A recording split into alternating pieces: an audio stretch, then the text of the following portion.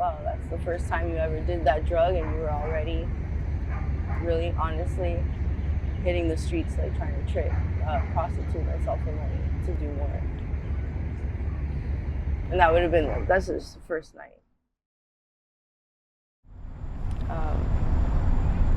I'm Elle, and I was born and raised on Miami Beach. You know, I'm the first born American in my family. My family's Colombian, and you know, a lot of times when I mention like South Beach, people think I come from like ritzy area, that I have money, but I actually grew up like quite the opposite. You know, it was only my aunt and my mom here at first, so I didn't really grow up with like too much family. And when I started school, it was kind of hard because like my first language was Spanish, and you know, I didn't have like cable TV, so like the American pop culture was like, you know, foreign to me. So I remember like having a hard time fitting into school, like definitely knowing that I was different. I remember thinking like, all right, I want to be the most American person I could be, white, you know, blonde haired, blue eyes, and so like out of the 4 cousins, or like 3 cousins and myself, the only 4 Americans in my family, I'm the most Americanized. Growing up, it wasn't like the easiest thing. At least I know that it definitely like shaped my personality and stuff, but also like the environment, meaning I'm an only child, so I grew up alone a lot. You know, I had to learn how to like entertain myself. You know, the feeling of I always had of like, I know that I'm different. You know, like I carried that through life, and still to today, I just feel like I'm different. What do you mean by that? Like, how do you feel different? I don't know. I feel like somehow like I think and operate like, differently than other people. You know, like I've been diagnosed with like depression and bipolar or whatever, but so like I've always had like a very like kind of a melancholy look at life, and I always hit like this pit where it's like I don't get it, you know, like how do they do it? How do people just like are okay waking up and going to work, you know, like why you know, why are people living and alive, and I don't understand it. So, you know, so yeah, I was a very like dark and a dark kid. Dark meaning I always loved horror movies and that, but even that isn't definitive of like a person's, you know, attraction to like just dark things. I don't know, you know. So like growing up, like I had my mom, and she was like my best friend and my everything, and then, you know, from one day to the next, like she entered into recovery, and it was a conversation of like, you know, you really shouldn't have those adult conversations with your child, and my mom, not really knowing any other way, kind of was like, then had no conversations, you know. So she had an addiction problem? Yeah, she had an addiction problem. Originally, it was like coke and alcohol, and then she got clean, and then you know, she met my stepdad in recovery, and they got married, but she did relapse a few years into getting clean on like painkillers. You know, when my mom had her relapse, I think like 4 years into being clean or something, she became like absent, you know, like emotionally, and so like it really bonded like my stepdad and I, you know. I realize now that's probably why we bonded as much, and I became like daddy's little girl, you know.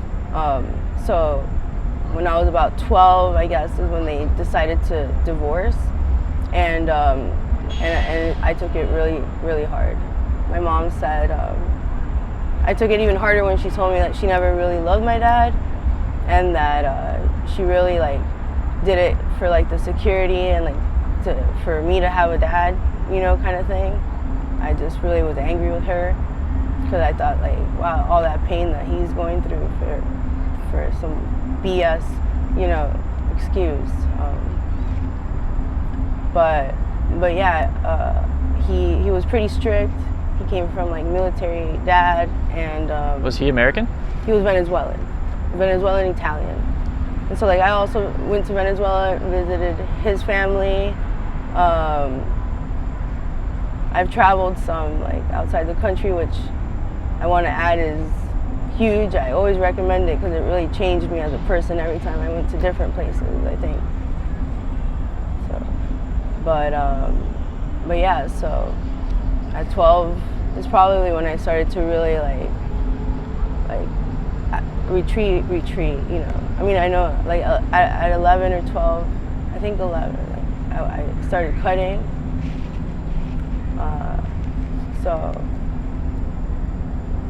But I haven't done that in a few years, which I'm very, very grateful not to be addicted to that. I started self-harm because it helped me keep my emotions in check. I grew up in a way where I felt that I couldn't be too emotional of a person, and I always felt like I just felt too deep, so like the pain would just, I don't know, whatever, you know, I'm not a doctor, but whatever it released, it just allowed me to like kind of like mellow out, you know, be robotic. Like that was always like the feeling I was searching for, was just like to turn everything off, you know, turn the brain off, turn the feelings off, you know. My goal was always like not to feel too much. So I got addicted to reading even, you know, I was addicted to reading, and that stops working, and then you get addicted to, you know, I got addicted to self-harm, and then that stopped working, and then, you know, I got into drugs, you know. At 15, I drank for the first time, but really I just smoked some weed up until like when I was 17, that like I got into crack. So, and how did you get introduced to that?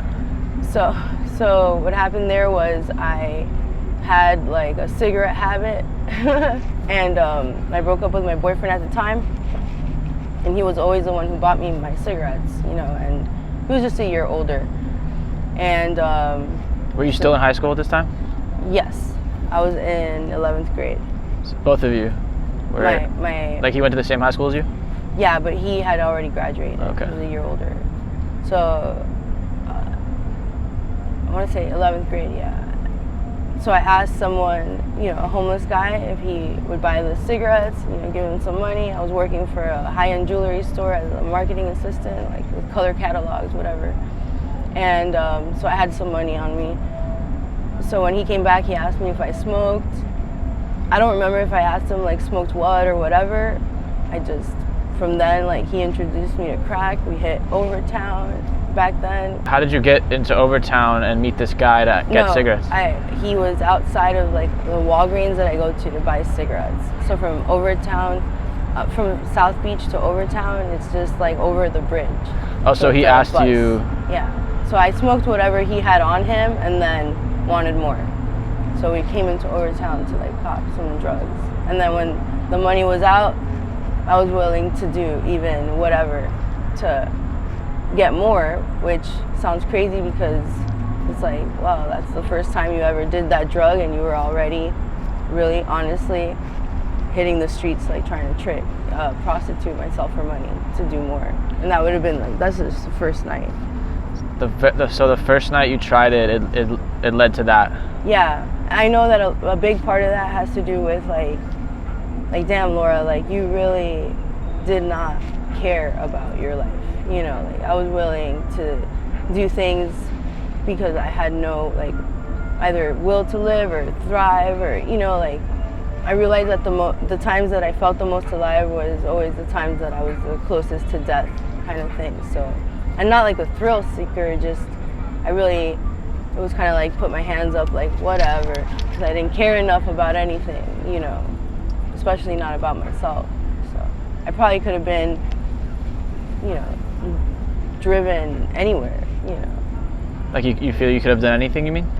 Like I feel like I could have been talked into anything because I didn't care enough about anything to say like, no, I really want to finish high school, so like I should really, you know. Did you finish high school? I actually dropped out in the 12th grade. I was already living on my own with my boyfriend. I got back with the guy that I broke up with, and Were you still using crack? Yeah, well, on and off, because like it was always like the people around me, like the boyfriend, the mom, whatever, when they would find out, it was a big thing. And so a couple times I was like, no, it's just, no, I'll stop doing that, but then I would get into other drugs, you know. And but I would always go back to like what I wanted, which was that, like that drug specifically got me to where I wanted to be, which was at a, like I said, no thinking, no feeling, just it's like hitting, 10 blunts to the head, and just staring at the ceiling. Like I just wanted to zone out, check out, and that's the only thing that got me there, So it gave you a relaxing feeling? Yes. Stimulants actually relax me. I have like the adverse effect. So. No, it got worse. So when I moved out from my mom's, I was 17. I was 17. So it was like right after I had already started doing that drug. And, but I did stop. I kept working. I dropped out of high school, but I went and got my GED right away. My thing was like, well, why do I have to go to high school? I'll just get the GED and go to college. So I did try to go. I signed up for like Miami-Dade College. I did a couple classes, actually completed the first two. Was this at Wolfson? Yeah, Wolfson campus. And so I did the first two like requirements, finished that, but then like the following semesters, like I kept just withdrawing from classes, So at 21 is when I ended up in treatment for the first time. And I got clean at 22. So how bad did it get before the first time you went to treatment? So when I went to treatment, I still had an apartment, and I had a job, but I was Baker acted, and so from there, like I realized I was tired, you know what I mean? But I did it mostly for like to get people off my back.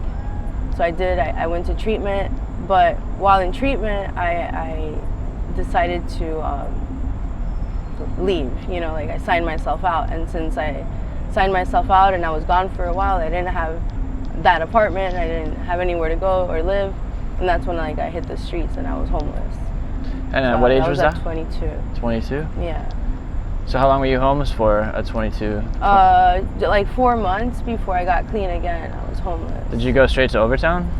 No, I was homeless on South Beach. Oh, okay.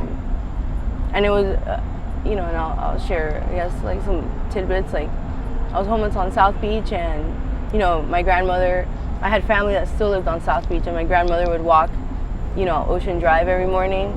And so a couple of times I'd like peek up, and like my grandmother's walking by, hide my head. I don't know if she ever saw me or noticed. I know my mom's friends, because she got clean again, so she had a lot of friends in recovery, and did meetings on South Beach. So a lot of her friends would see me out there. And at the time, like my mom lived in like one of those really expensive high-rise condominiums, like Murano. Is it the Murano? On South Beach. So like she had an apartment with a boyfriend of hers at the time, like 3 bedrooms. There was a bedroom for me if I stayed clean, but I didn't even want to pretend or lie that was going to happen, so I chose the streets. What are some of the experiences you had on those 4 months? Were you getting high every day? Were you... Yeah, like if I got high, I didn't stop until I was stopped, and that's just how I like to do things. So it lasts for days at a time? Days, no, months, years, Now I'm on a 2-year run. I haven't not gotten high, since I relapsed. The way I made money then was my hustle was tricking. I just like prostituted myself. I would walk down Collins, and I was a streetwalker, so however I would pick up tricks, Before that, I did pretty much the same work, just online on the internet. Back then there was like Backpage, So I can't tell you that's any safer or anything, but that's how I made my money and stayed high like that. At some point, like yeah, like I had like some like pretty I don't know, life-changing experiences, you know. I was kidnapped at one point, like, or kidnapped is a strong word. I was taken against my will, I'll say that, because I wasn't like shackled up or anything, but I ended up in Orlando. It was it was a pimp, and he had like 2 girls, and like forced me to work for him for a couple weeks. I don't know, I questioned sometimes like why didn't I like try to run or anything like that. Like I know I was just trying to make it back here so I could get high, because he didn't let the girls like use drugs or anything like that, so he would ration my cigarettes even, you know. And I was just like a bipolar mess. So you're like confined to a room? Pretty much, under watch always. Like I couldn't do anything without another person. I never touched money. The talk was they planned to go back to where they were originally from, which I guess was Texas. And I just remember one time thinking like, fuck dude, if like we hit the road and we go back, like they're gonna kill me. Like I just felt like I was that kind of like liability, you know. How did you get to Orlando? You got in their car and they... Yeah, I got in the car thinking it was a potential like opportunity to make money. You know, as soon as like I got in, I saw that there was 2 women in the back seat, which instinctively like my gut said no, but the person was in a Hummer, like looked like money, and I just thought, hey, maybe he likes a good time. You know, another girl. But from there, like, I don't know if I drank something. Sometimes I try to think like, but I know that I had fallen asleep, and when I woke up we were on the highway somewhere like near West Palm Beach, you know. And I remember saying like, oh no, you're making a mistake, like I'm a crackhead. I need my drugs or whatever. And so he was like, yeah, don't worry, like I know up ahead, like someone, you know, will get off. And then I fell back asleep, and before you know it, we're in Orlando, you know. It was like February. All I had, he bought me like a long t-shirt, so it was like kind of like a dress. He bought me like some boots that were 2 sizes too small. And like I just walked the streets. I didn't have underwear. I had a bra that I would have to like sometimes like wash every night, you know, in the sink at the hotel room. And that was it. That's all I had, and it was fucking freezing. That's when I realized how cold it gets in Florida, like especially February. So that was for 2 weeks. The way I ended up back down here was he had just bought the Hummer, and he received a call from like I guess the dealership, and the guy who like gave the dealership the Hummer owed more money than he said he did. So when they verified that, they said, you know, you either need to pay more or you can come in and trade it for something else. So they decided to trade it for something else. He decided to trade it for something else, and like drove back down here. So once I was in Miami, that's kind of like when I dipped, you know, like. So luckily, like pulled into a hotel to check in or whatever, and just a block over, I knew somebody who lived there. So I just casually opened the door, walked away, you know. Thank God you got away.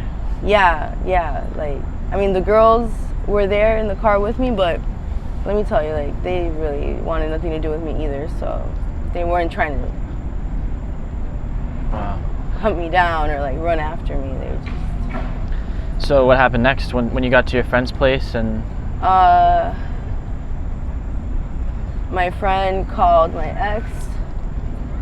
And did you tell them like when you got there? Did you tell them like what happened? Yeah, I don't know if I told him.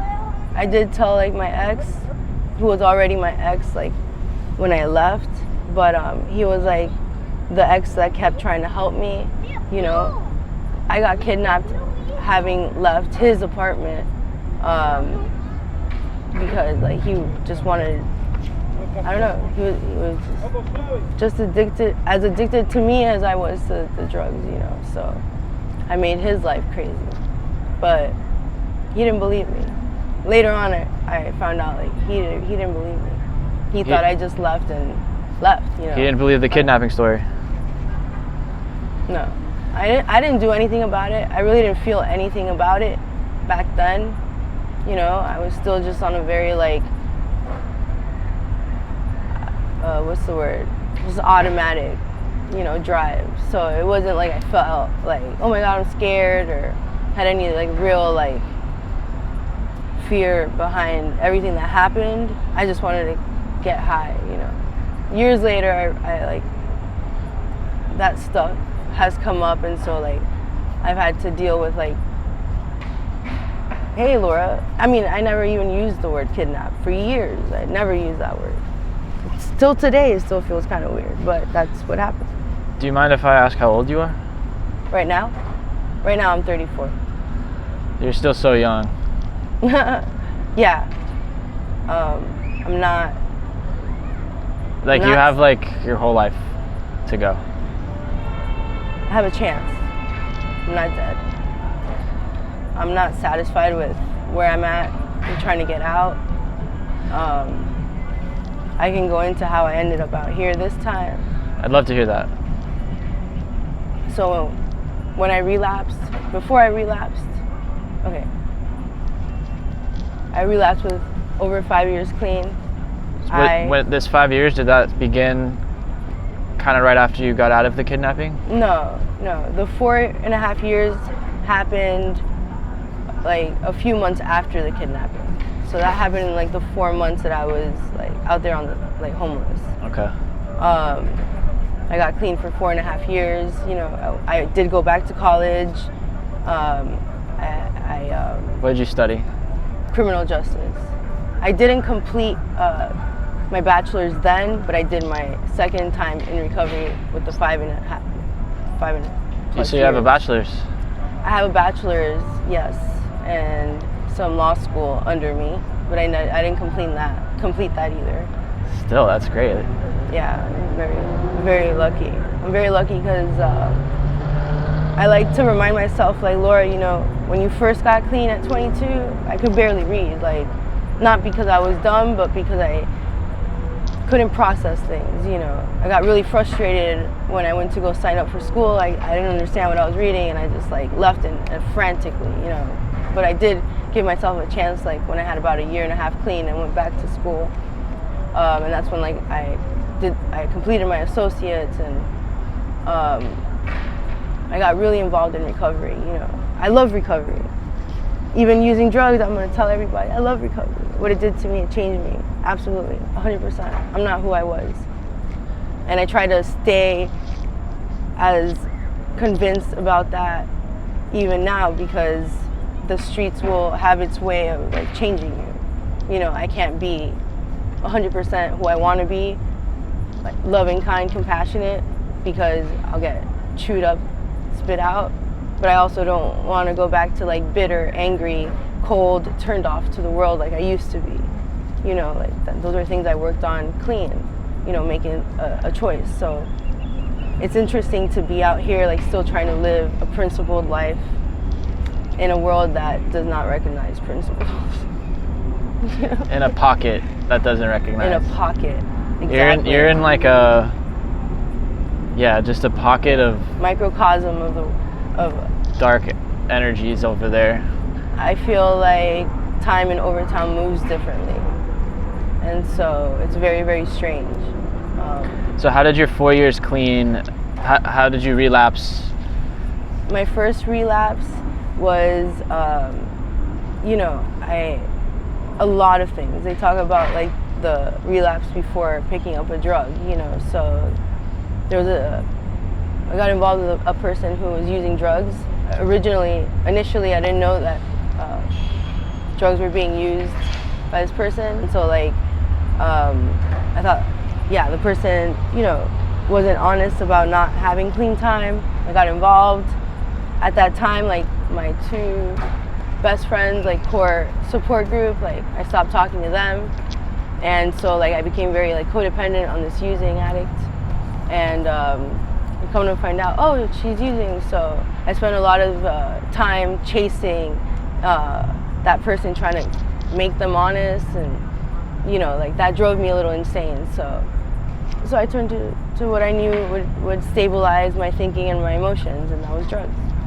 You know, I know that I could have, you know, done something different, like get a new support group or whatever the case may be. My sponsor also had moved out of town, so I see how it was like a trifecta of things, but I don't ever use that as an excuse because I've seen some people get through real shit clean.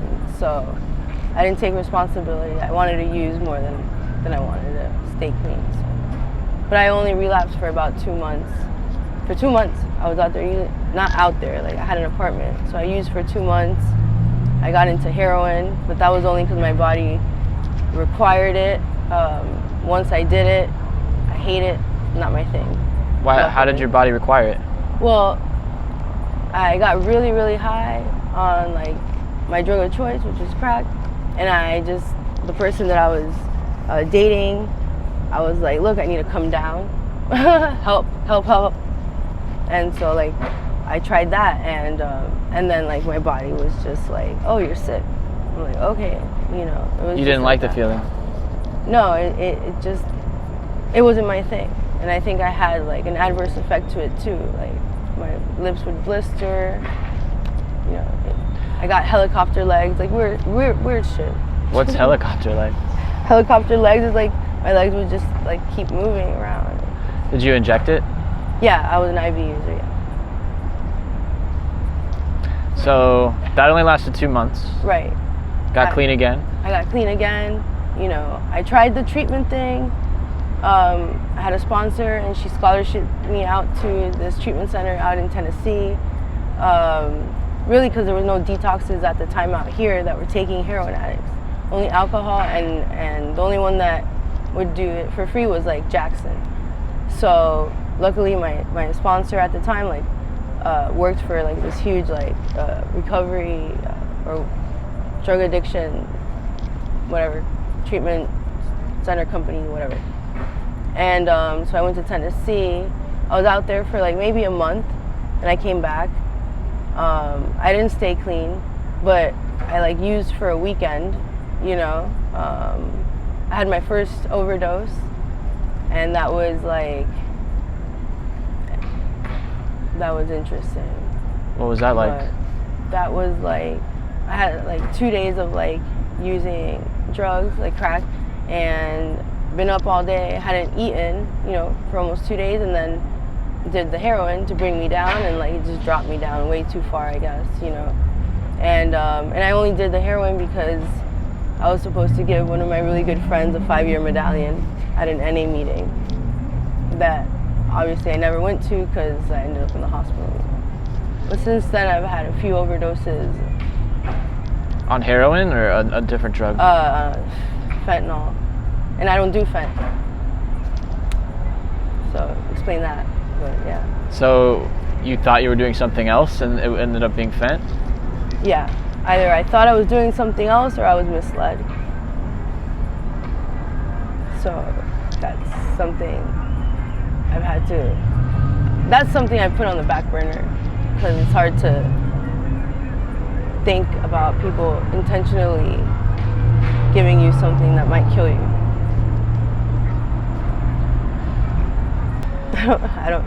That's why like it's so much and it's so heavy, especially because the two incidences that I'm thinking about that I was like misled are some people that are close to me. To this day? Yeah. In those 5.5 years, like I went back to school, I did the bachelor's.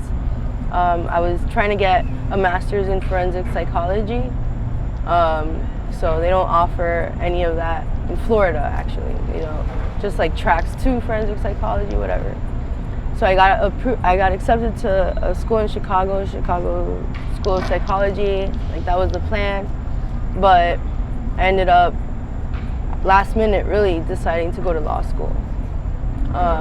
So I did that. I went to law school. I got accepted to Nova, Southeastern University. So I did that, and you know, at the time I was working for a real estate attorney, you know, so I saw some potential in that business, specifically with that company.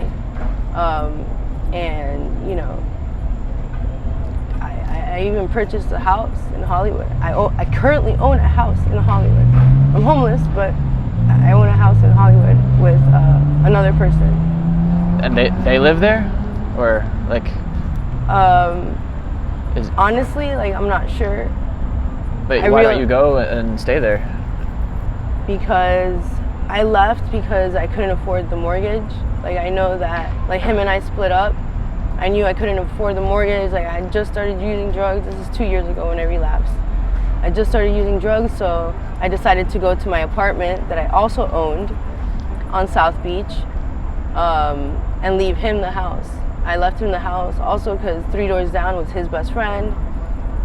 Like 10 minutes away was my old best friend, you know, and what happened when I relapsed was everybody got really, really angry, I guess would be a good word, and tried to do things that look, a lot of times people are like, well, you know, tough love, whatever, but there was just things being done that were not cool. And at that house, I didn't have full control because I also lived with my boyfriend, you know, and he at the time was working outside of Georgia, so he would fly back and forth. But his best friend lived 3 doors down, who was also in recovery with his wife. I had my best friend that was in recovery, and then I had my mom and her husband that were in recovery. And so the choosing a different lifestyle and choosing to use was definitely not acceptable by any means, by any of them. So they came down heavy, and they came down really heavy. So eventually, like, I ran to my apartment in South Beach, where my mom took illegal possession of about a year later and evicted me. So you were in that apartment for another year? Yeah. Still using that whole time? Yes. But the apartment was fully clear and free and clear, so it was paid off. I only had the monthly maintenance to pay and electricity. And at the time, I was actually planning to the idea was to sell the apartment and leave Florida. And that's when I received a letter in the mail that the apartment was the ownership of the apartment was transferred by a quitclaim deed, and that name on the quitclaim deed was my mom. Months later, I received an eviction letter. And is that how you ended up present day homeless? Yeah, I had a roommate who, like, she's my best friend. And she had a car, so we lived out of her car for a couple months, but back in December is really when I, like, hit the streets. So I got evicted, like, in September, lived in a car, and then December, like, pretty much the end of November, I hit the streets. Right now I'm, like, squatting in a house. It's a nice house. It's a nice, 4-bedroom house. We rigged illegally, but rigged, like, the electricity. So I have electricity. I have running water. Who do you live there with?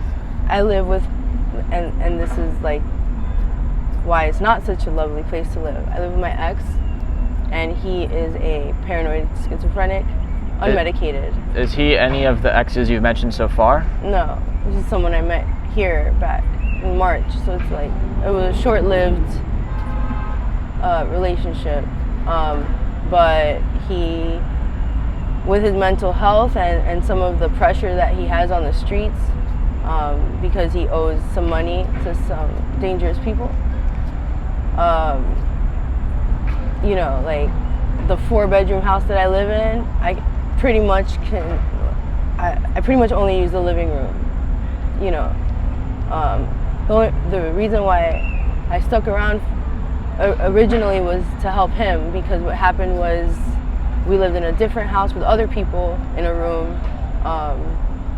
where he was very and he got shot he got shot, and so that hasn't let him be in a position where he can help himself as much as like maybe he would originally be able to before that happened. So nobody really knows where I live because of the privacy concern and his paranoia. And so you guys are laying low in there. Yeah. It sounds like you don't want to be around him though. No, this is the first time I haven't gone home. It's been now like 4 days, and normally I wouldn't care because I'm quick to like leave when I'm uncomfortable, but my dog and my cat are there. They're like my children. So, you know, like I can't just take them out and like concrete surf, you know, like if not, I'll be anywhere, I don't care, but those are my children, and that's the only reason why I even stay like out of the gutter, you know, like when I got evicted, they went somewhere else and someone else was taking care of them, and when the guy, you know, couldn't do it anymore, I was in a position to bring them home with me, you know, home. I lived in an abandoned building at the time, but I had my own apartment, and things were set up that like everything was real stable, you know. But since then, they've torn down the building. So like I went from like I'm okay where I can bring them home and work towards like something a little more permanent, to like they've gone some places with me, and now like they're there, and I don't know what to do. Well, right now, today was, you know, trying to make money, and my hustle again is, you know, selling my body, but I was just trying to make enough money to support his habit, for us to eat, to get the kids food, you know, the kids being my fur children, and that's it, to maintain. Like, I know I want to get out, but at the same time, like the amount of like bullshit, sorry to be so blunt, but bullshit that I have to deal with to make that kind of money out there in Overtown is not worth it. But I don't have a phone. I haven't had a phone since pretty much October of last year. You know, anytime I did get a phone or a tablet, I had a tablet that was connected for a while, like was stolen. So I just haven't been able to make enough money to like get out, you know. What are your pets' names? Right now I have Brody, the Australian Shepherd. That's my favorite dog. He's like 2.5 years old. I've had him since he was 8 weeks. I picked him up in in Tampa. Bought him from a breeder. And then I have Robbie. She's a cat. She's a tortoise shell, and she is probably 5 years old. Probably in July she turned 5. I got her from Miami-Dade shelter. I had Cameron with my older cat, but I lost him in one of the moves, so he's somewhere in Overtown. But I haven't had a phone or to like even put on a flyer if I had the means to make flyers. Is there any way of getting in contact with you? Like if someone wanted to reach out to you, is there a way? I mean, there's places that like I go to regularly, but like no, not really. You know, and then I have my dog Angie. She just turned 13. You have 2 dogs? Yeah, but my mom has her.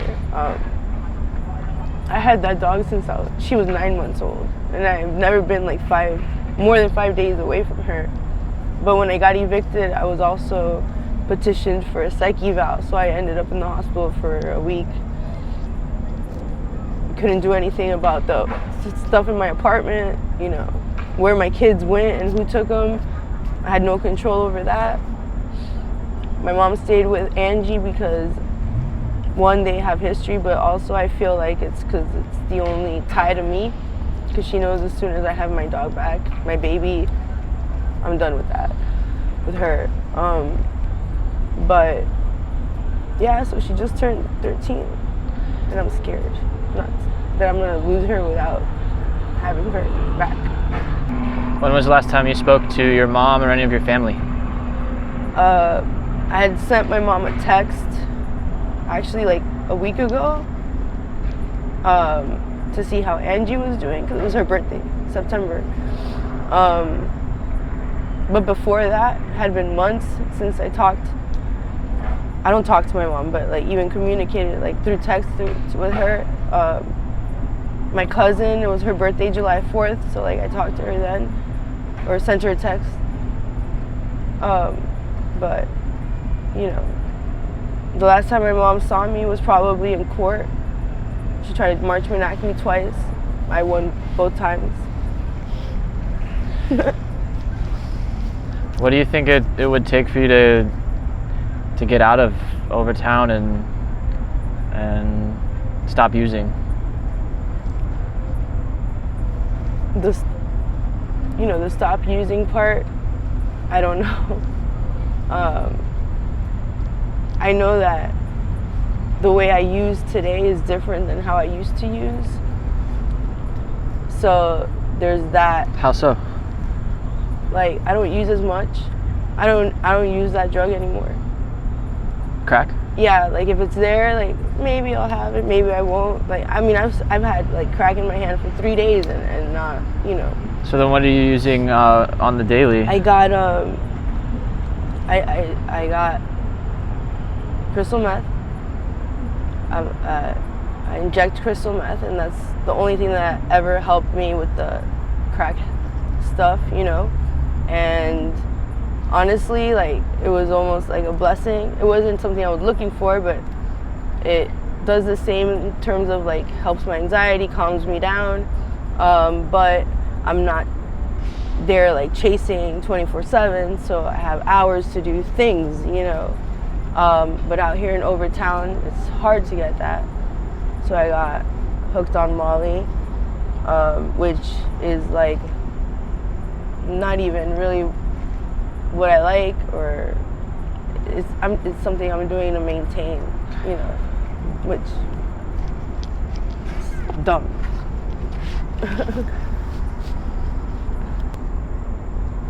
So to get out of Overtown, I don't know. That's why I've been in a very like, God, please help me place. Like, are you at the point where you're ready to go to like a rehab, or you haven't hit that place yet? No, I haven't even considered drugs to be the problem. To be honest, that's fucked up, especially coming from someone who was such an NA Nazi. But definitely not in like my. Why not? Because I don't want to get clean. I just want to get off the street. I don't know if you could do both. I don't know either. I thought, but I don't know either anymore.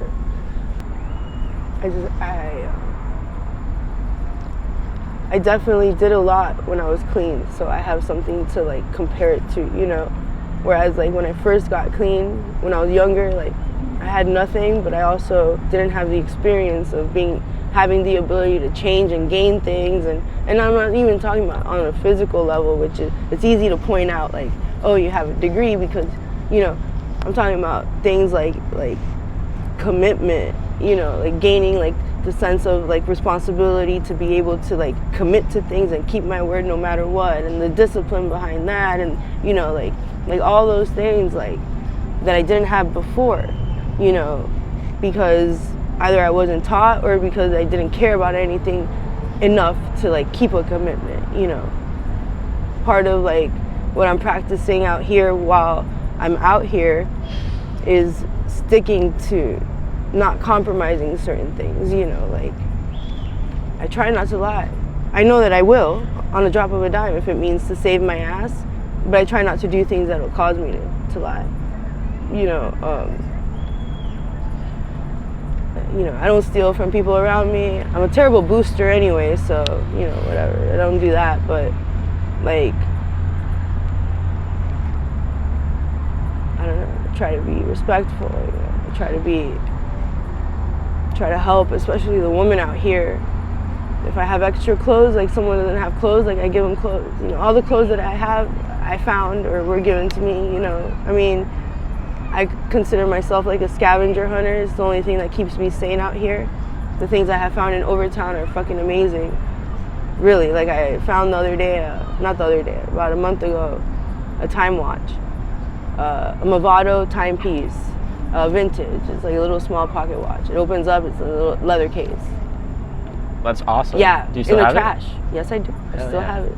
And you have that awesome t-shirt too, or the button-up shirt. Yeah, you know, like this. I mean, these are something like I just got from like my friend though, because I haven't gone home, so I don't have, you know.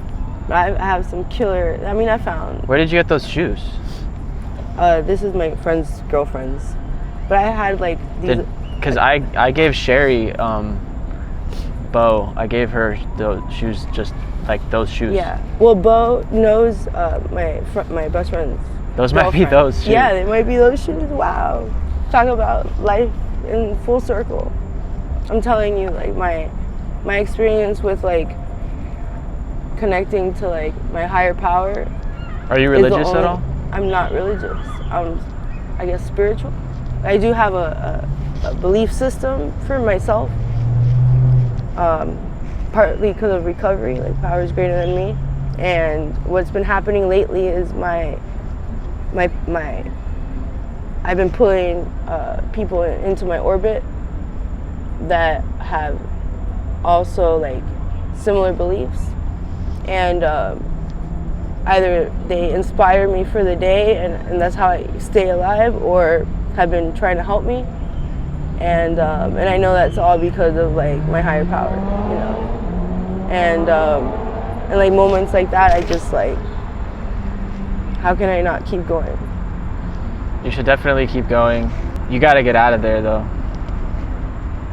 I know. And I'm sure that you already know that, but I met this guy from NA the other day. I don't know him, but like he had a medallion around his neck. I started talking to him, and the last thing he told me before he walked away, he was like, "Just don't die." And that hit so hard that it was almost like God was kind of telling me, like reeling me back in, like, okay, I need your attention now. Like this playground, you know, vacation that you decided to take is over. I need you. It scared me a little bit. You shouldn't run from that feeling. It's pay attention to those moments, and I don't want to die out here.